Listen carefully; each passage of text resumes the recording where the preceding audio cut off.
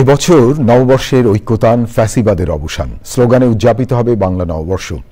সংস্কৃতি উপদেষ্টা মোস্তফা সরোয়ার ফারুকী জানিয়েছেন, চৈত্র সংক্রান্তি এবং পহেলা বৈশাখ মিলিয়ে দুদিন চলবে নববর্ষের আয়োজন। মঙ্গল শোভাযাত্রার নাম পরিবর্তন হবে কিনা এ বিষয়ে এখনও কোনো আলোচনা হয়নি বলে জানান সংস্কৃতি উপদেষ্টা। প্রিয় দর্শক, দেখুন শহীদুল্লাহ রাজু রিপোর্টটি। বাংলা নববর্ষ বা পয়লা বৈশাখ উদযাপনের আয়োজন নিয়ে ঢাকা বিশ্ববিদ্যালয়ের সিনেট হলে বৈঠক। বিশ্ববিদ্যালয়ের উপাচার্য অধ্যাপক ডক্টর নিয়াজ আহমেদ খানের সভাপতিত্বে বেলা 11টায় বৈঠকটি শুরু হয়ে চলে দুপুর 1:30টা পর্যন্ত।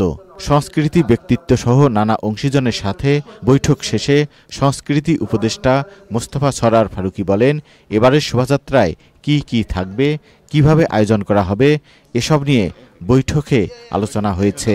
নববর্ষের ঐক্যতান ফ্যাসিবাদের অবসান। এটা ফ্যাসিবাদ পরবর্তী নববর্ষ উদযাপন হচ্ছে।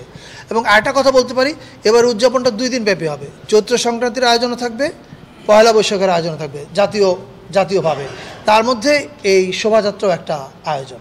উপদেষ্টা বলেন, এবছর পয়লা বৈশাখ ও বাংলা নববর্ষ উদযাপনে সব জাতিগোষ্ঠীর অংশগ্রহণ নিশ্চিত করা হবে। চারুকলা অনুষদ ইতিমধ্যে কাজ শুরু করেছে আমাদের চঞ্চল ভাইদের নেতৃত্বে, এবং তারা দিনরাত কাজ করছে। এর সঙ্গে এখন আরও অনেকেই যুক্ত হবে, এই যে বিভিন্ন জাতিগোষ্ঠী, তাদের সাংস্কৃতিক টিম এবং প্রাইভেট ইউনিভার্সিটিগুলো, তারাও যুক্ত হচ্ছে এটার সঙ্গে। ফলে এটা is going to B bigger, better and more colourful. অনেক বেশি রঙিন হবে এবারের আয়োজন। নিরাপত্তা নিশ্চিত করে এবার পয়লা বৈশাখ সবার উৎসবে পরিণত করা হবে বলেও জানান সংস্কৃতি উপদেষ্টা।